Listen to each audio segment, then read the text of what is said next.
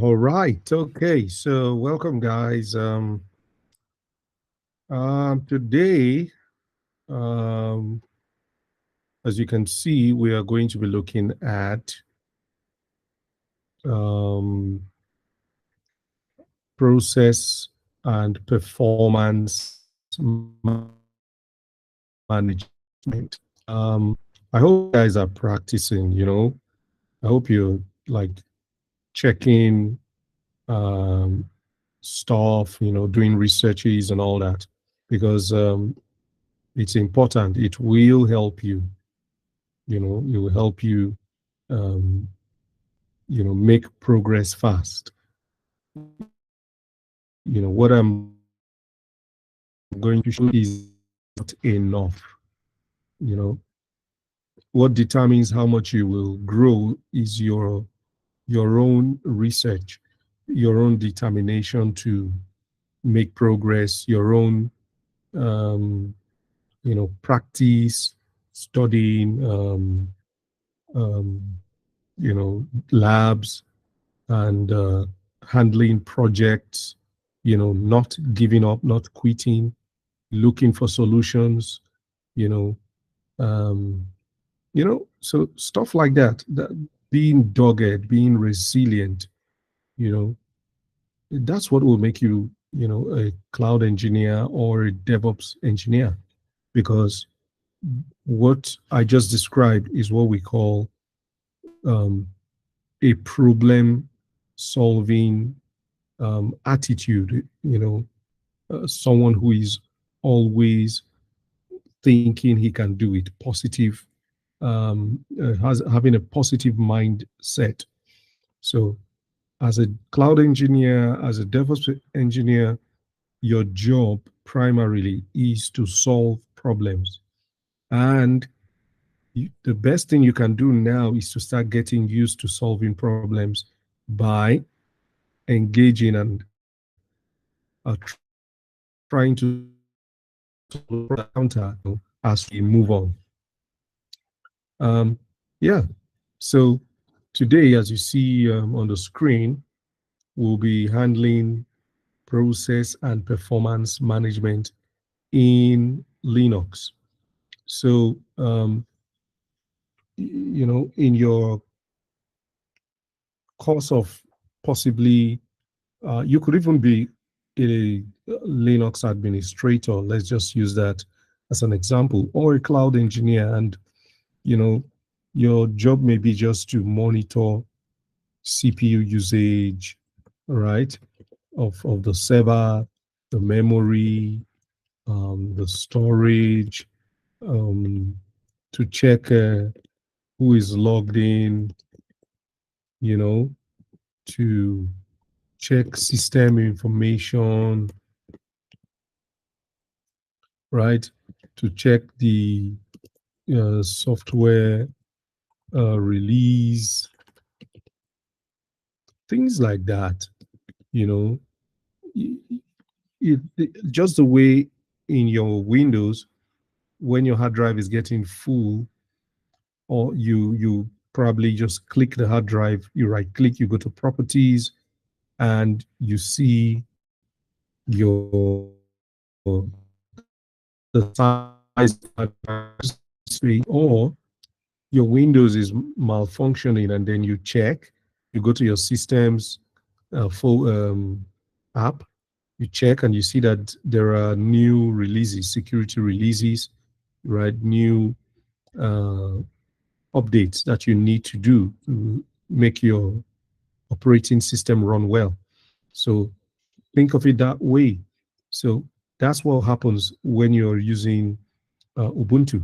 For example, your processor may be overloaded.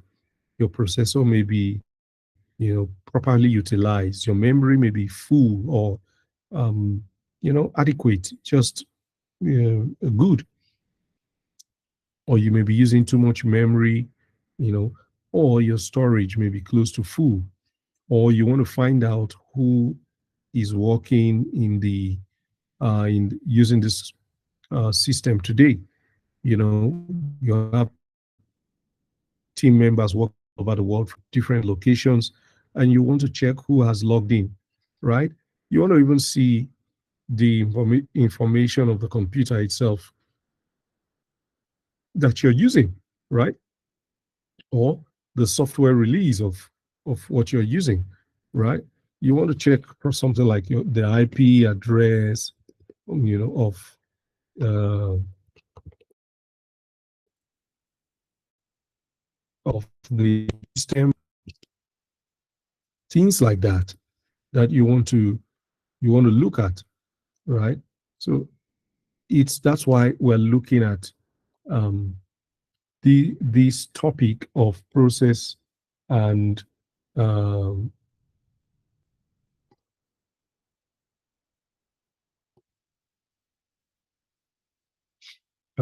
performance management, right? That's why we're looking at it. So, the last time we looked at file permissions and how to address permissions in files. The one thing I want you to understand is I gave you a small drill to do on commands. I hope you did it. I hope you tried to do it, because at that time I gave you, I had not told you about file permissions.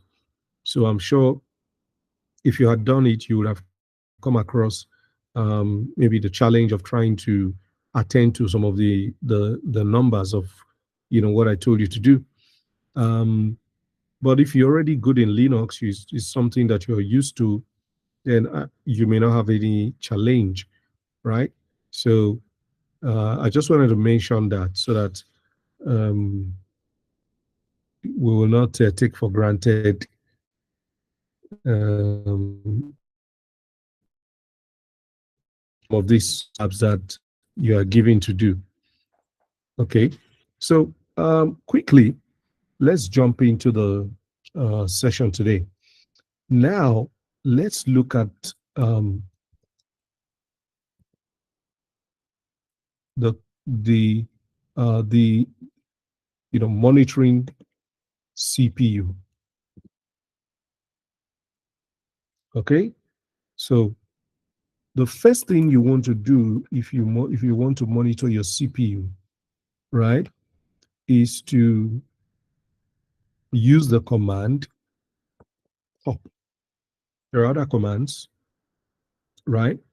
If you use the command top, right, and you hit enter, it will give you a um, it will give you a good um, like detailed information, right, on your CPU status and all that. So here we have um, top, and I hit enter, and we come to this environment. So I will just look quickly about, I'll talk to you about these things that are changing now and then we'll come on top to look at uh, each of these, some of the elements here. Okay, so this is called identity, right? Process identity. Usually, the first thing that comes on when you turn on your uh, operating system is called System D. It is the most important. That's why it's assigned the process ID 1. Every other thing has other process IDs, but this one is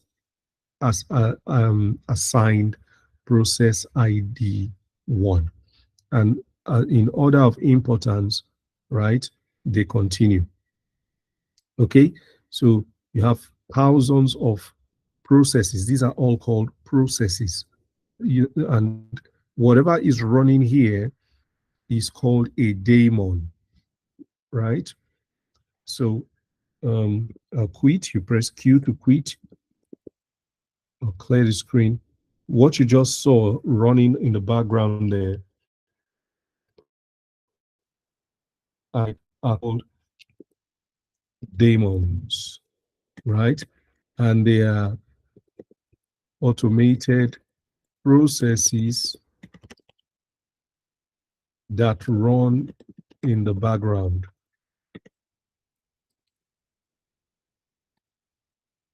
right? They make the system work, right? Efficiently. So they make the system work efficiently. The system works clearly well because of these daemons, which are processes that run in the background and make everything work seamlessly. Okay? So if I type top again, we go back there, you see that um, these are all daemons, right? They are processes that run, and it goes down and down and down, right? So now, if you notice, you'll see that there is a percentage of CPU that each of these processes use. Are you seeing that? They are actually using percentages of CPU, but it is very insignificant. That's why you're seeing 0.0. You'll also notice percentage of memory, right? It's also showing 0.0 because we're just logged into the computer. We're not really doing anything, right? And then when it comes to the system D, you will see the time in which um, it's been uh, it's been running, right? You see that it carries time. Each some of these processes carry time, in which they've been actively working. The top command, the first thing you will see here is the time, right? 22 hours, 18 minutes, 32 seconds, right? And that's the time. And then you will see up. What it means that this server has been up for 42 minutes. So it's been running for 42 minutes, right? And there is just one user. I'm the only one using this server at the moment. Okay? I'm the only one using it at the moment. And if you look at the load average, you would see that this load average is divided into three areas. Okay? We will look at that when we do what we call load testing. We or stressing, right? Where we stress the computer so that just to check, certain things when we get into the cloud, AWS, and we start looking at auto scaling, the concept of auto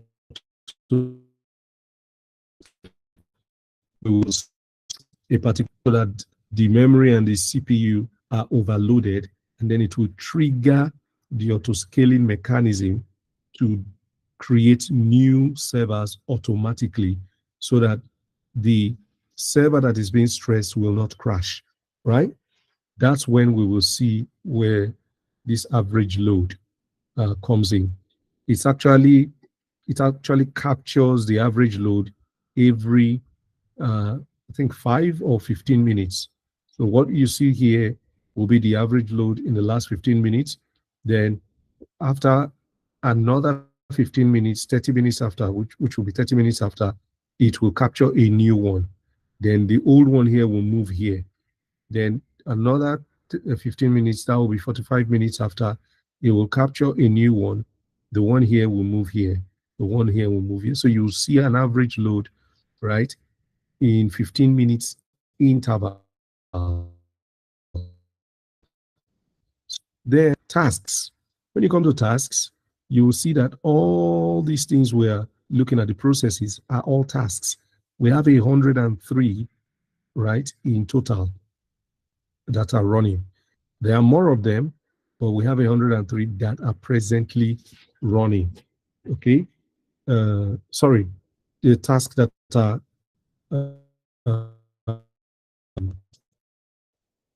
present is running is just one. Okay, so we have 102 sleeping. Okay, so they are not really doing anything. Just one of them is currently active, right? So I have not stopped any task, and there's what we call a zombie task. Okay, let me quit to um, explain that. Let the screen. A zombie task. Maybe how do I explain this? Okay, let's explain first. So these daemons, what they do is they start a process, they start a task, they go, they cycle in the task, right? They are copied into the um, memory, right? And then the CPU accesses them and runs the command or the process that they are meant that they carry within themselves. So it runs, and once that task is completed, it it is let go, right, from the memory. And when the time comes where it needs to run again, it will be copied back and it will run. But a zombie task is a daemon that has gone, let me say, not exactly correct, but for you to understand, has gone rogue, where the task refuses to end. It just keeps behaving, it's almost like when your system freezes, you understand? So you can't do anything about it. So that task has to be killed, has to be stopped one way or the other. You can kill it. Okay. So that's what we mean by a zombie task. Okay. So I hit my top and I come back again.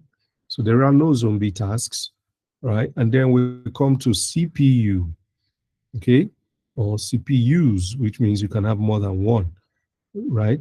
And the one currently in use, right, by the user, by me, is just 0 point something percent. It keeps changing anyway. While for the system itself, basically we're almost using nothing. The CPU is not carrying out any major commands, any tasks, okay, right? And um, right now, this is what is idle, right? When you say ID, means the idle uh, um, percentage of the CPU that is idle. 100% is idle, which means the CPU is not really being used to do any computation. If we stress this computer, you see that this thing may drop to 50 or 40%, or, so you know that that's what is, maybe 40% of your CPU is idle. The other 60% is being used. Okay. So um, we come to the memory. I'll leave all these ones. We'll come to the memory. You see that we have 70957.4, in total, in gigabytes, or is it MB in total. And if you look at, you see that you have the number of memory that is free is 248, while the one that we're using currently is 306, right? The one that is in like in your cache, things that are running in the background that you've not shut down and all that, right? That are available to reload. You have 561. So this is how you look at your memory. Most importantly, these two, you look at them because um, when you start having very little free memory, then it's a problem. Like you see here now, the memory that is free is not really much. Okay.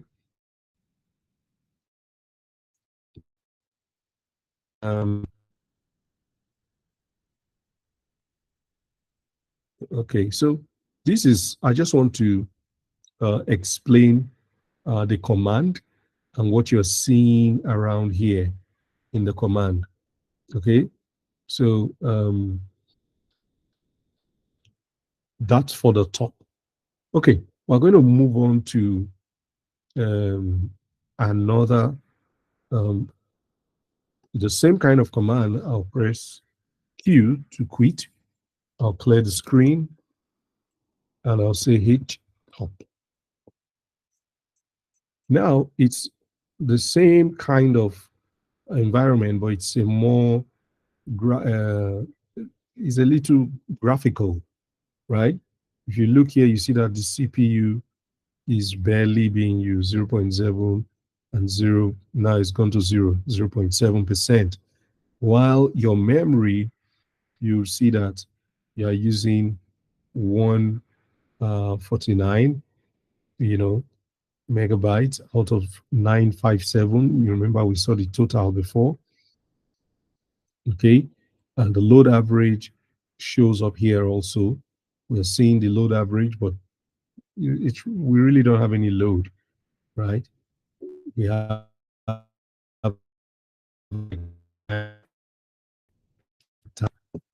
this gives you like a more graphical feel, right?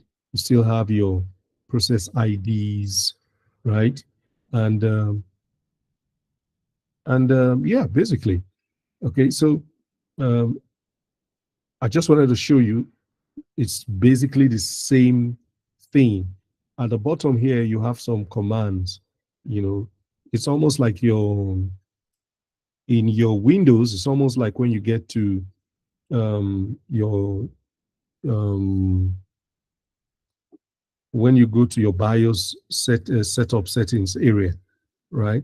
You see various commands, sometimes at the top or at the bottom, for you to quit, for you to do this, to save, and all that.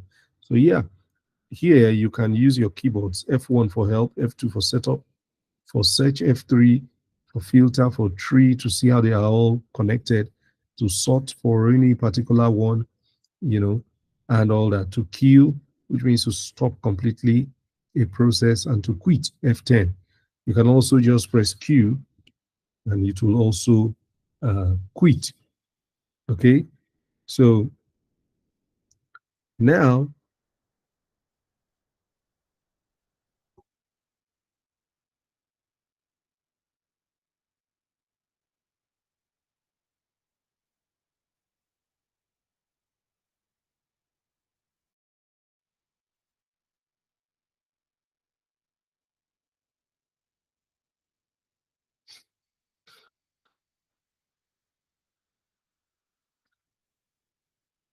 so let's um, let's continue. Let's continue. We've looked at two now. We've looked at, in fact, one,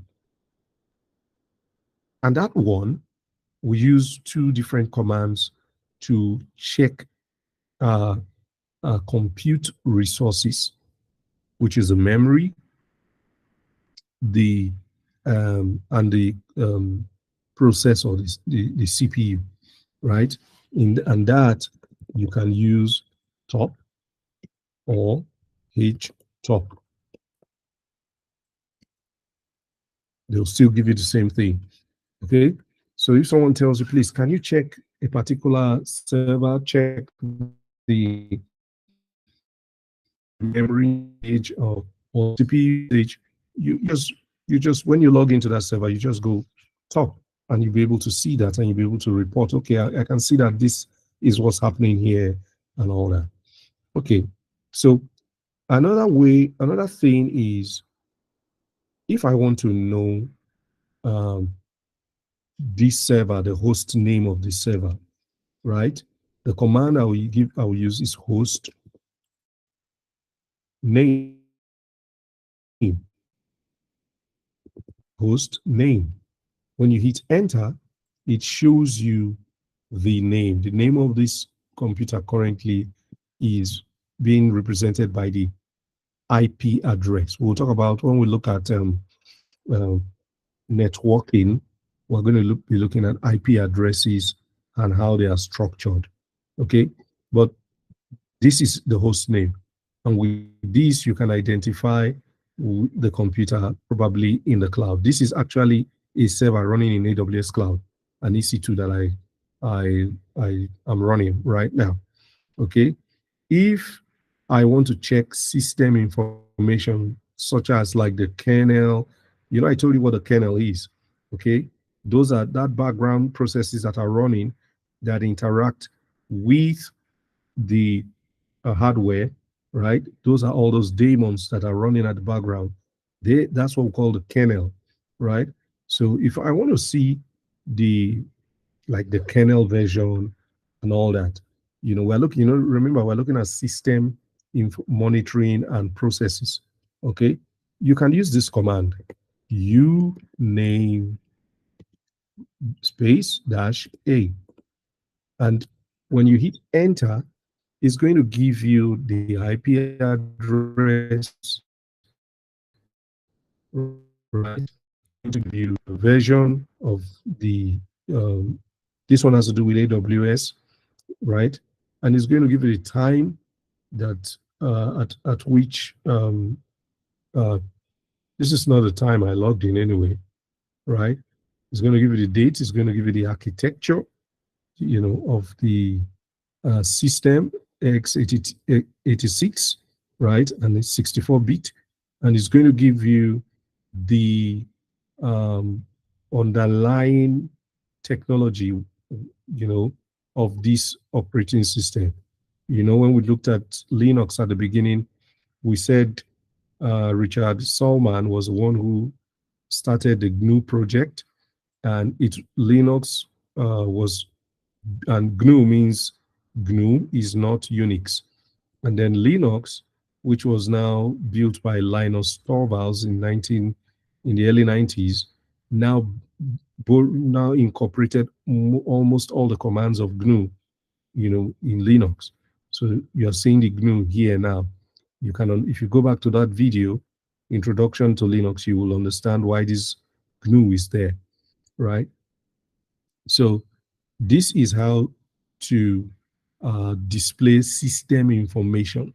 Almost like when you go on Windows, you right click, go to your system, and then you go to the properties, and it will now see all the information of your system.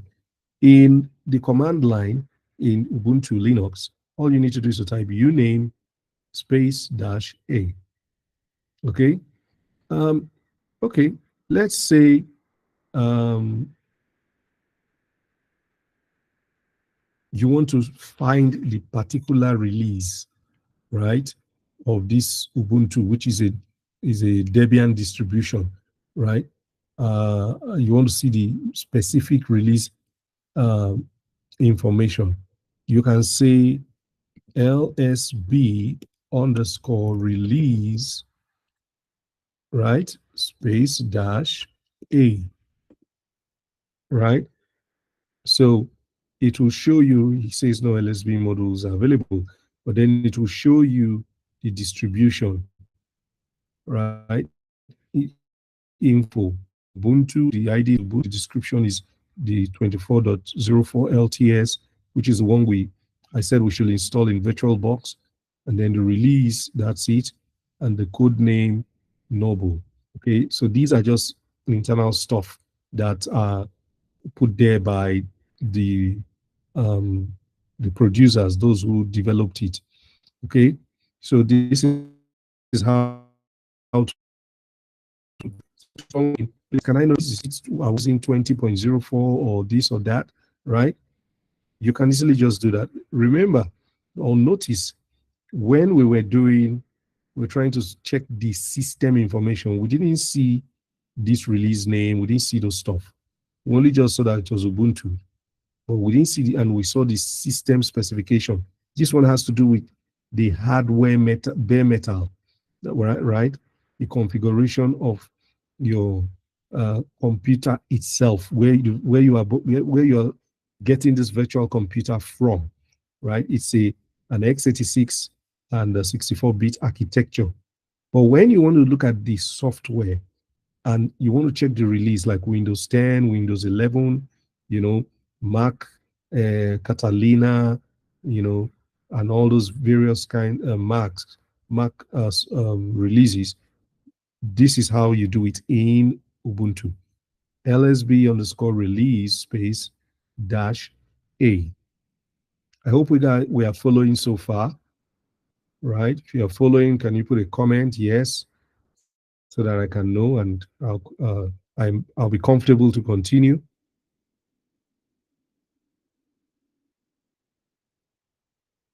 Okay, Tommy Day, right? Good. Yeah, Drew, I can see that. I can see that. Okay, Itopa, you raised a hand. Okay, let's see. Let me let me um let me give you permission if you want to speak. Just so Itopa, are you ready? You can unmute yourself. Yes, sir. I'm following. Thank you so much, sir. And I'm also quick feedback. You're doing a very great job. You're taking your time. You're breaking it down, and it's really, really interesting. I can't hear you. Can anybody hear him or her? Yeah, I can hear you. Can you hear me now, sir? Oh, I can't.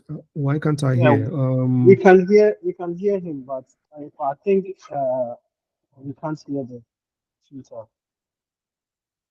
It happened yesterday.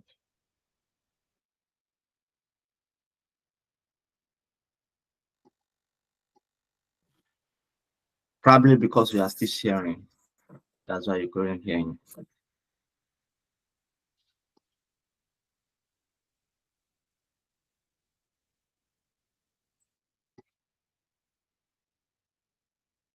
Okay, well, I'm surprised. I can't. Why am I not able to hear? So, well,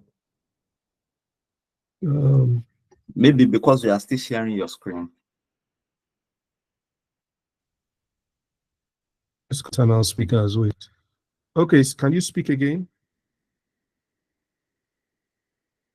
Hello, can you hear me now? Hello. Perfect, perfect, perfect. I can hear you now. Oh yes, I can hear. I was giving a quick feedback that thank you for the amazing job that you are doing. That it's very clear, very understandable. And I'm saying, please, what's the main difference between htop and top command? It's just the graphics. Oh, okay, okay. If you look at top, that there are no graphics. It's just data. Well, each top has some small graphics just to beautify it. That's just all, nothing else. Okay, thank you. One question, please. The command to kill the process again. Can you just do it like a quick recap of that? The command to kill the process. Process, yes, to reduce memory. Because I come across this in like once in a while in my workplace when we have high CPU utilization. The memory is kind of high, and I always remember I always go through this same top process to try to free the memory a little bit. I get confused a little bit on that, so that's why I just want to recap that side. Okay, you just use the command kill and then process ID. Again, what will be the best solution whenever you run into that kind of situation? What I can tell you is there might not be auto scaling going on. So, because if there is auto scaling, it will immediately and automatically it will drop the old server that is getting loaded up, whose memory is getting loaded up will reduce, right? And the load will now be shared. Let's say you just have one server. A second server will come up immediately once the memory gets to a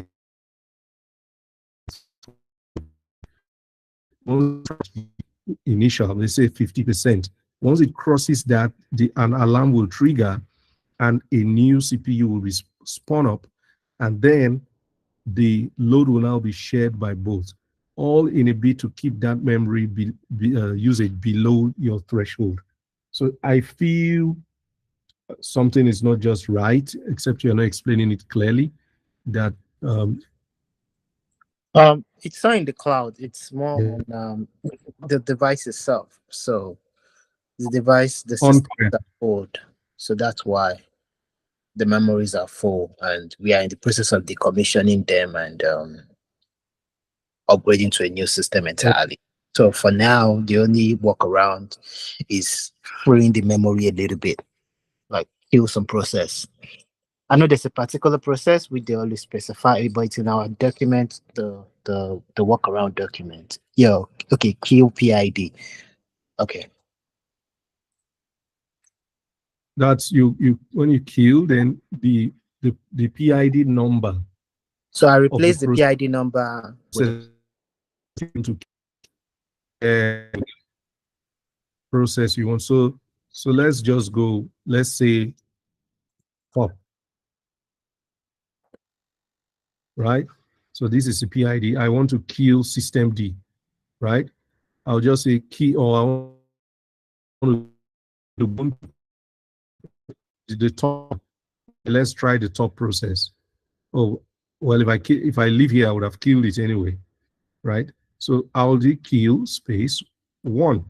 So it means I'm killing system D, right? So that's it. This top is a process that's running.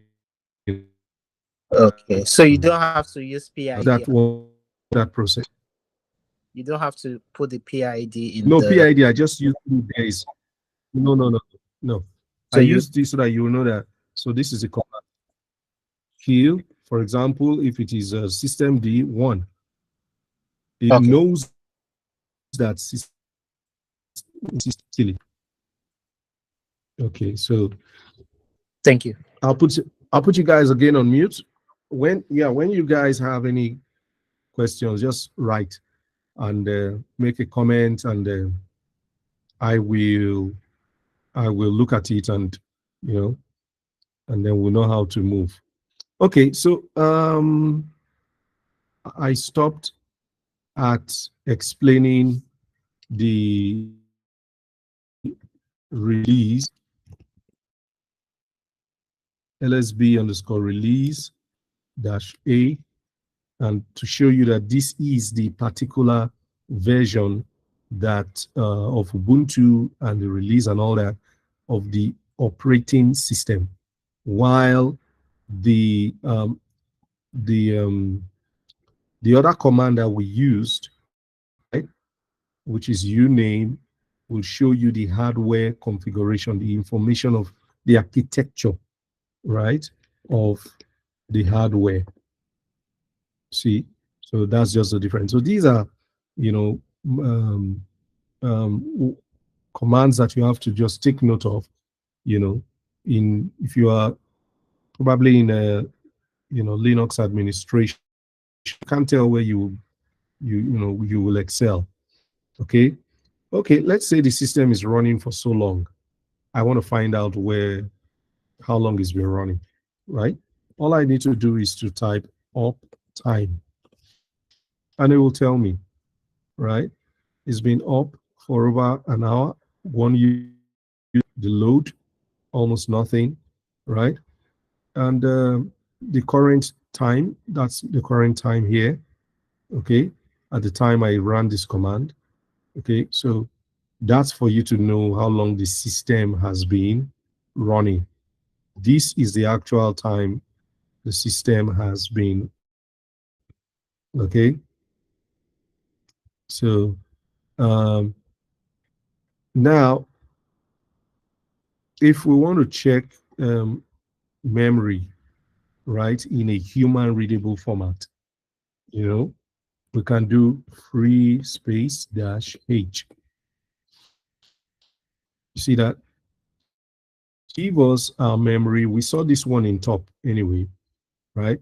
But it will give us, it will just like filter out, slice out just the memory information for us. right? You see your total memory, your used, your free, and all the other information. Okay, so if I want to look at maybe my disk space storage, right? I can say df space dash h, and all my disks that are running and where they are mounted on, right? In my Linux, show me where they are mounted on, how many percentage is in use.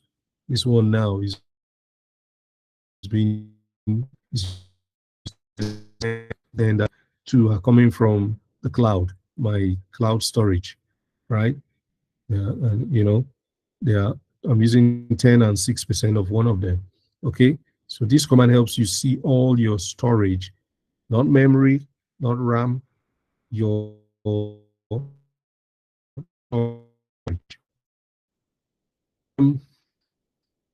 Okay, so now if I say du space dash h,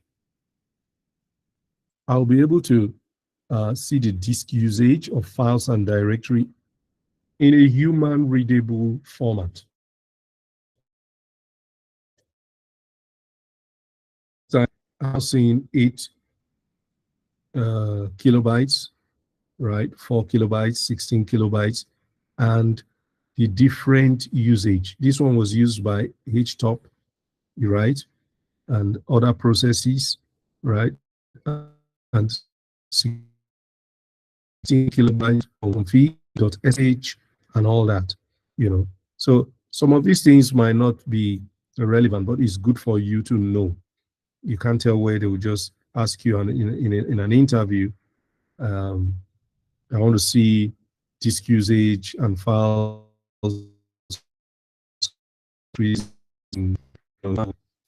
stuff that is being used, it will be more. But because this server is completely empty, there's nothing going on. I just launched it to do this training. Okay.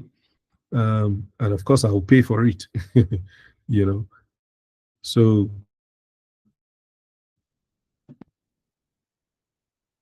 let's see another one. PS space aux. You see all those processes that we were looking in real time, right? This time it just takes like a snapshot of them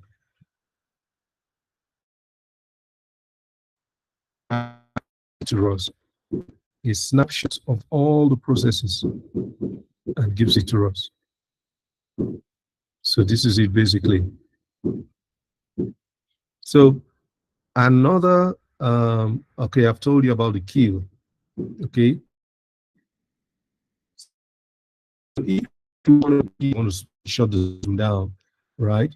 You can use the command kill all process underscore the name, right, of the process, right? So it will shut it down. But most times we hardly get to that kind of point. Okay, so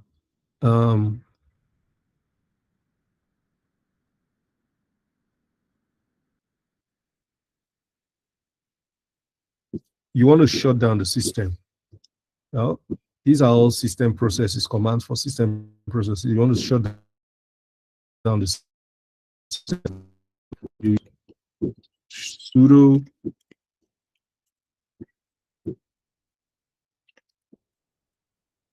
shut down space, that's H now. I hit enter, it will shut down the system immediately. Okay, I don't want to shut it down. Okay, if I want to reboot the system,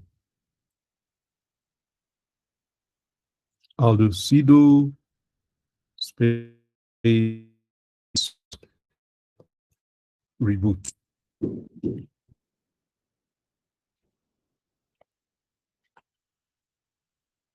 right? And the system will reboot. Some of these commands, you can put them in your, when we look at scripting, actually,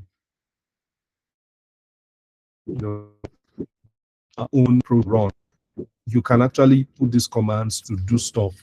When I install these, maybe during your installation process, you remember when you install applications, some applications in Windows or in Mac, installation that you need to reboot your system, restart. So there might be one or two applications that you install that in the process of installation, you discover that it will ask you to reboot. So if you're writing, you're in the requirement to install that kind of application, it will be good for you to know this.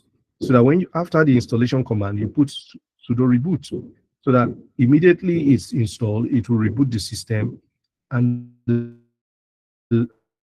and continue.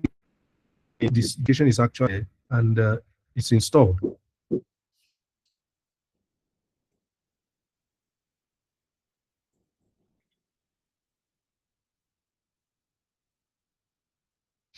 Okay.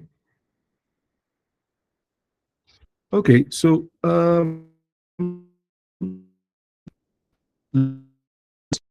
the services, enable services, right, and all that.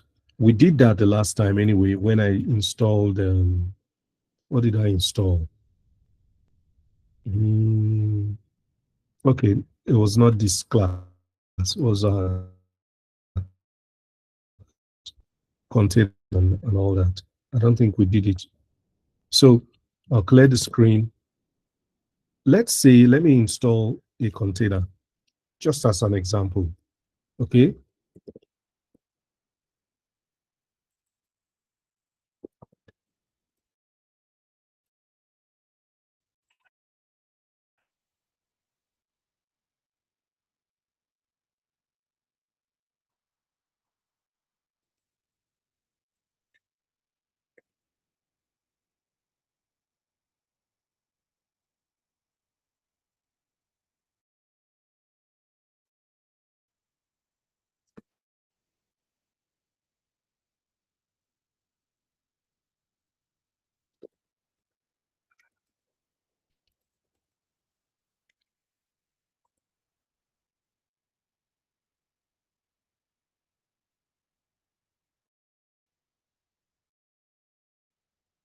See, the installation is going through.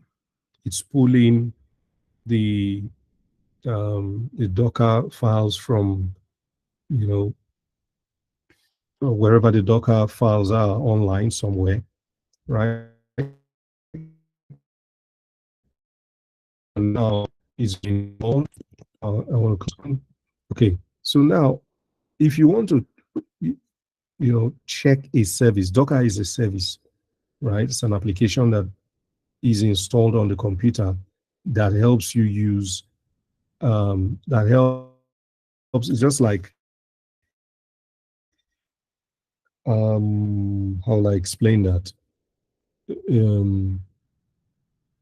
It's like it's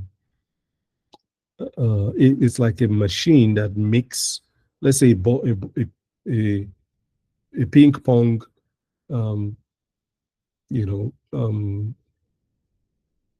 manufacturing machine. So when you put you start the machine, right? The machine, the ping ball, the balls they don't get created by themselves. You can't create them in the factory just by themselves. So you buy the machine, you put it in, you install and commission the machine, and then you put the raw materials, and then it starts making the ping pong balls, like tennis balls, whatever balls. Okay, so Docker, we will look at that, but I'm just trying to explain. Docker is an engine that sits on the operating system, and on that engine, you can now produce containers. right? And it's another topic of its own. So the engine has to be started. The engine has to be stopped, can be started, can be stopped, can be boot, can be disabled, can be, the status can be checked. So for every service that runs, similar to what I just told you, which is just a type of service that runs in your operating system, you can check the status, you can stop them, you can start them. So that I just wanted to practice to show you using Docker. So, sorry, with Docker, I can now, the command to use to start a service is systemctl. Okay. So I want to check the status. I will do space, status, and the name of the service, right? In this case now, it was Docker I installed. So Docker. So it will show me the metadata of the status of Docker. Now, this is the service, Docker application container engine as a service. It is led from in my Linux operating system, right?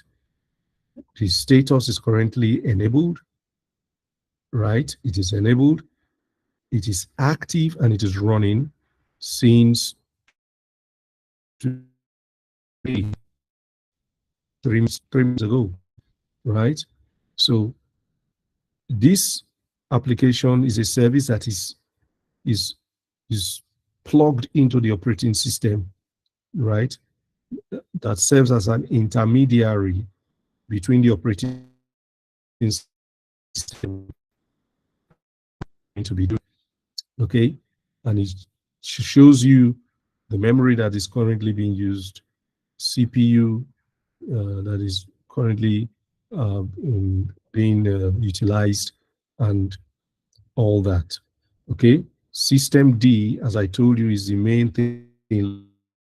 Look at it, that is in its service. See that? Then once the service is started, it hands it over to Docker. Look at the Docker service PID here, and that continues the process.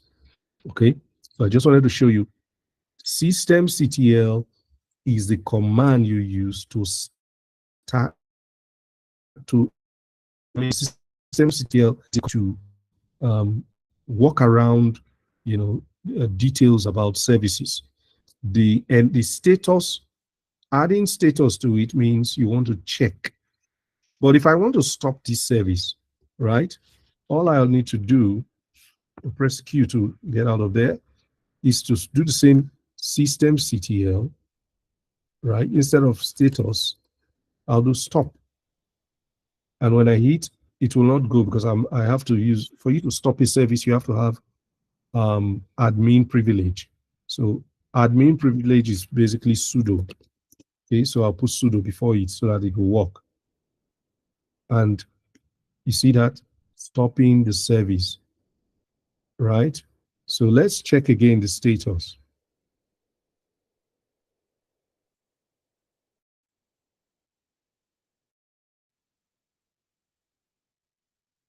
Okay, maybe, okay, good. Now, you look at this, the status is inactive, it's dead 13 seconds ago. The engine itself is enabled, right? It is not, it's not, you can't use it to do anything, right? Why? The CPU, there's no memory anymore. It's not, it's, so what it means here now is that it has been copied, it has been released from the memory, your RAM. It's no longer there, okay? So this PID that we used to see, this 2386 and all that, was exited and it was successful, okay? So, and if you look at it, is system D that is carrying out this stopping and of starting. So, okay, let's get rid of this enable. The same thing, systemctl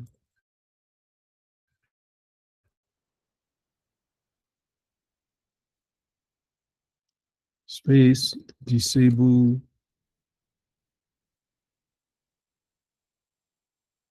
okay.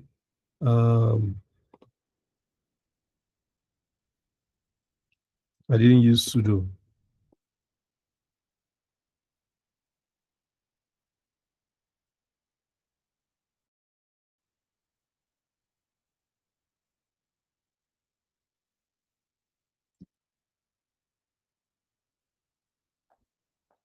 Okay. So let's go back and check status.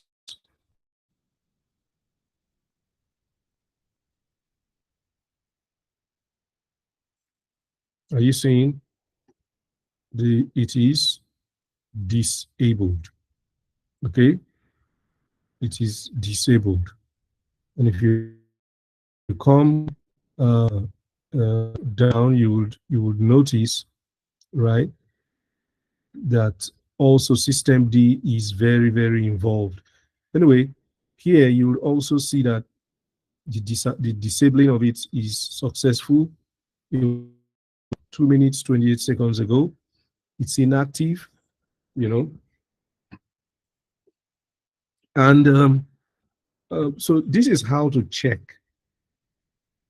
you know, a service, the status, whether it's active, whether it's inactive or disabled, right? So the thing about services is, if you most likely want them to always be enabled. Once it is enabled, even if you stop the server and you turn, the system will the service will automatically start. But if as it is now, in a disabled state, if I stop the server and restart, it will not be able to, it won't come up, right? So that's why it's always good to leave it, to set it deliberately. So we are going to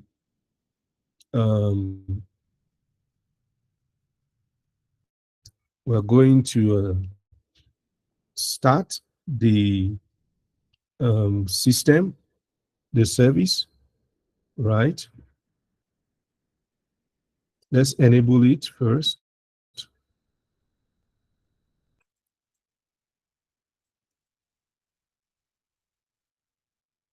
Okay. We will check. It's enabled.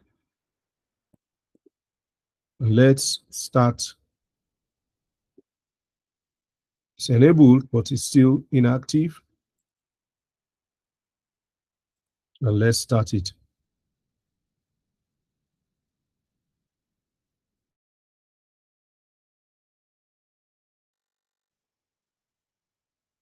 See now, it's active 7 seconds ago, is enabled. So you can also decide after doing some of these changes to restart, right?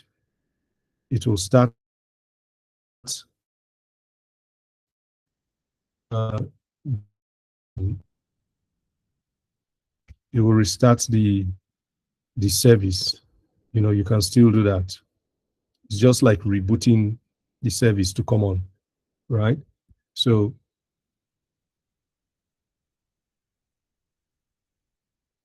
okay.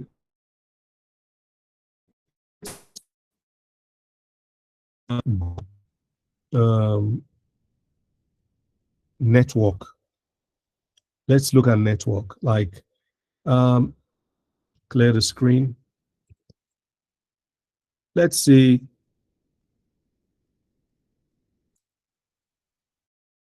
you want to see operation that are connected to this computer, this server. you just do if config, and it will pull the network information out,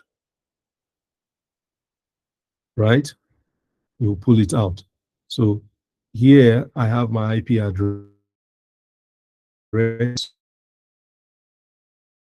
they respond, okay? I have, other information, but basically this is like the virtual network card that is connected to this system, okay? If I want to check the IP address directly, I can do that, IP address, so it will show me the IP address, which you've already seen before. This is it, right? And other network infrastructure, right? There is a Docker one, the one we just installed. It's already, there's a network infrastructure. Okay, so there's one, there's two here, right? Which is the one that this system is connected to, where my IP address is. And then you have Docker, with its own. So these are just the same way of doing thing. Okay. If I want to see active network connections, I can still use net start space dash TULN,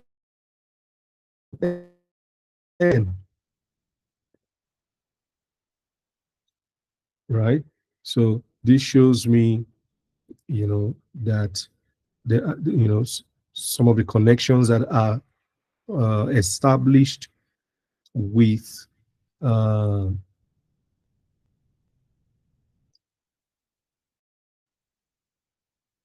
the established. Okay, it didn't show me. I didn't type the command completely.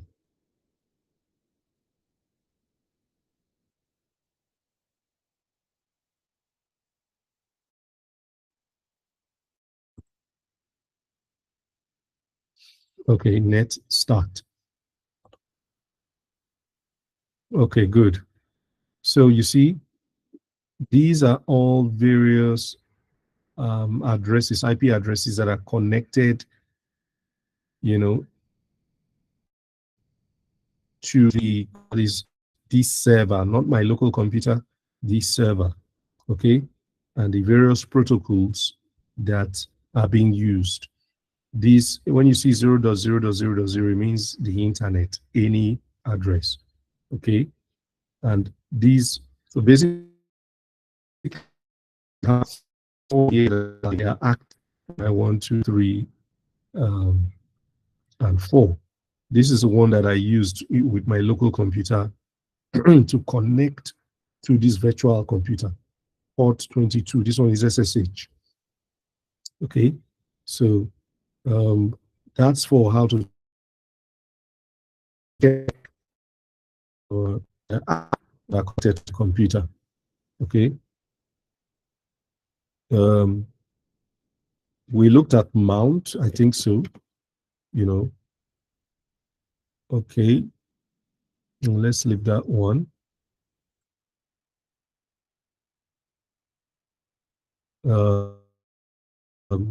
I also did that of who to see who is logged in, right? This one is, if I want to know who is logged into the system, I think we did something right, right about that, right? So anyway, you want to know, you can type who and it will show you. Maybe I who the person, I just type who and it will show, okay, I'm using this guy's account, right? If I type W, it will tell me who is logged in and what they are doing. Okay? They are doing really much. I'm idle. I've been idle for 1 hour, 30 minutes. Okay? And what I did was I was able to connect into from the virtual server in the cloud. I connected via SSH. We'll look at that. I connect the virtual server with my computer to SSH. That's what I did. Okay.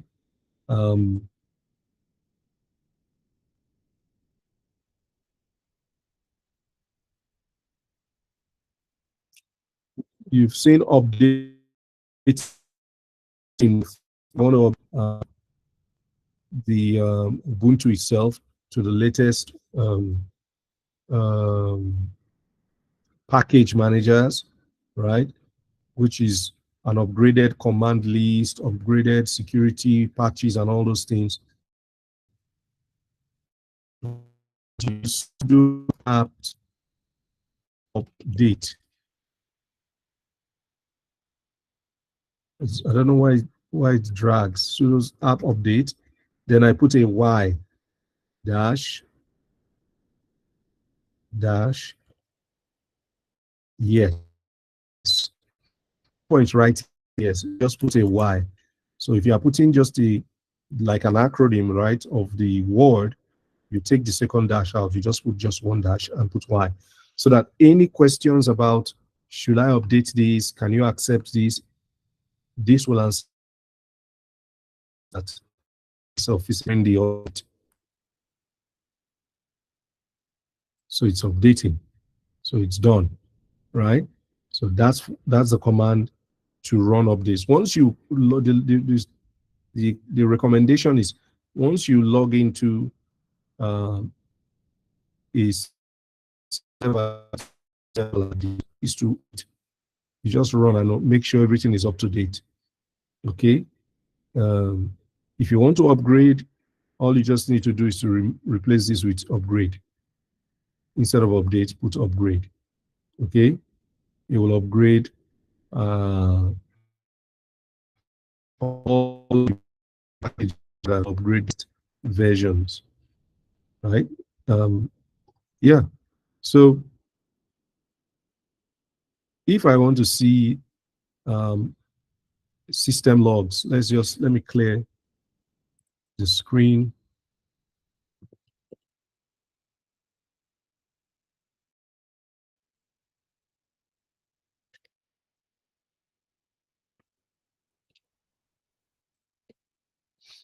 So we'll use journal CTL space dash XE.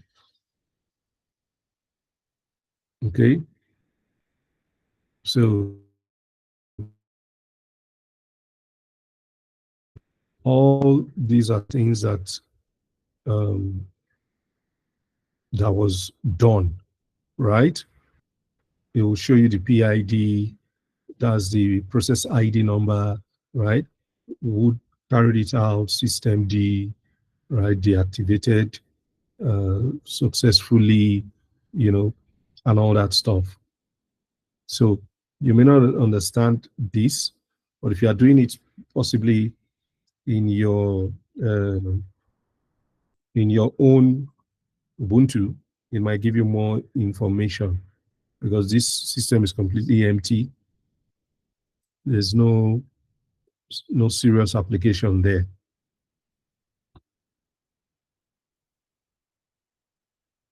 Okay, so let's say I want to let's say download something, right? What do I now do?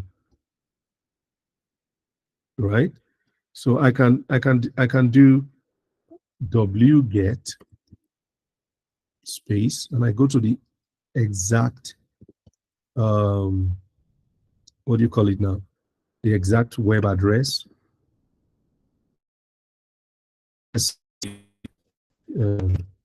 Example.com / maybe myfile.zip, right?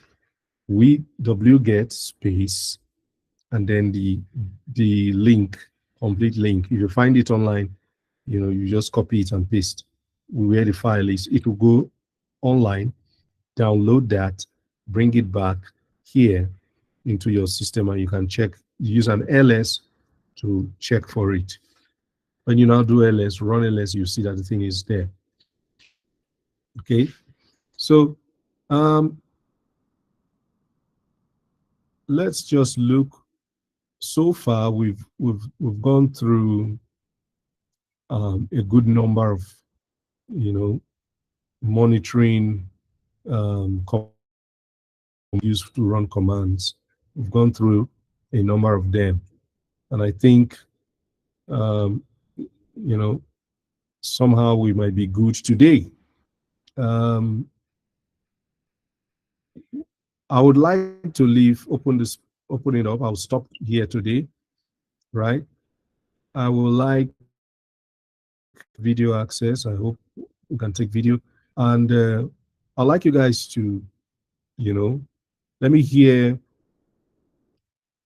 what contributions or questions you have, regarding what we've done so far. And I'm going to give you more labs. I'll give you one long lab that you guys will play with, so that you can at least wet your hands with, try your hands also with this, with various commands. Okay. Yeah. So for now, for today, the session is officially ended. I would like to take questions, right? You can unmute if you want to. Hello, please, I have a question. Okay. Yeah, it's about the installation command line. Can we also use yum install, like yum install? Yeah, at this point, at this level where you are getting into now, there is no one way of doing stuff. So whatever is comfortable, for you, or whatever you are used to, that's what you do. Okay. Yeah.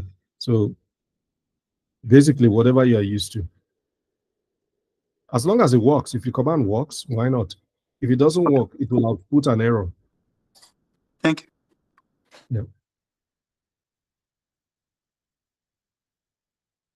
And also for most of the commands that you taught us today, so from what you taught us, I think last week about using the man, so we can always use man to look for them. Correct. Okay. You are very correct. You Thank see, as we are here now, I can use man wget. Okay. Oh, I mistyped it. And it will tell me wget is the non-interactive network downloader. You see that?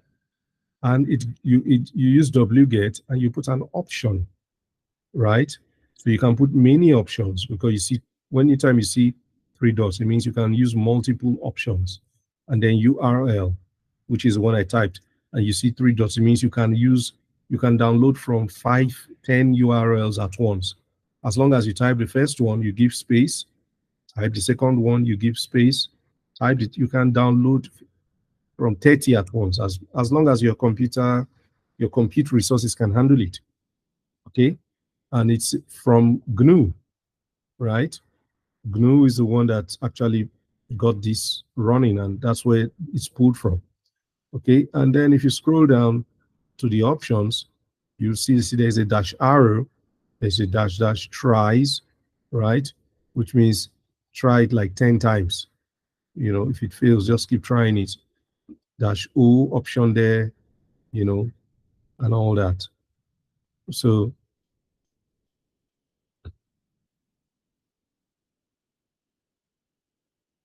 yeah, so the man pages is very good. You don't need to memorize anything. You don't need to.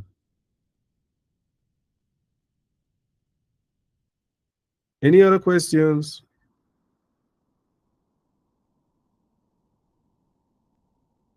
Don't worry, we'll soon go to cloud where we'll just be doing click ups, you know.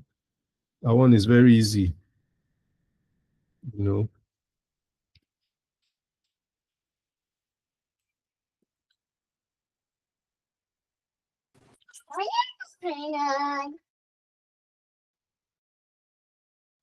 Who is that?